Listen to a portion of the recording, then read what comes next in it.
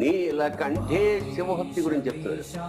నీలకంఠే శిరంపై నీళ్లు జల్లి పత్రినవ్వాడు ఇసుమంత పారవయసు కామధేనువు వానింటి గాడి పసరం అల్ల సురశాఖి వానింటి మల్లె చెట్టు. నువ్వు నిష్ఠాగరిష్టమే ఉపవాసాలు ఏం చేయక్కర్లా, శివుడికి వెళ్తూ అలా చిలకరించిన నీళ్ళు ఆ పత్తిళ్ళ పారే చాలు. తీసుకుష్ బోలా, అందుకే వాళ్ళు బోలా అంటారు. కామధేనువు నీ ఇంటి గాడి పసరం అంటే మీ ఇంట్లో కట్టేసుకునే ఒక ఆవులాగా. అలా స్వరశాఖ కల్పవృక్షం మీ ఇంటి మనిషి ఎప్పుడు కావాలంటే కోసుకుంటాం. అది దీన్ని నేను తెలంగాణ మాండలికంలో చెంబెడు నీళ్లు పోస్తే కుష్, చిటికెడు ఊడిదే పూస్తే బస్. చెంబెడు నీళ్లు పోస్తే కుష్, చిటికెడు ఊడిదే పూస్తే బస్. పుటి పుణ్యానికే మోక్షం శబాషురా శంకరా. ఎంత గొప్ప శంకరుడు సార్, ఎంత అదృష్టం మనది.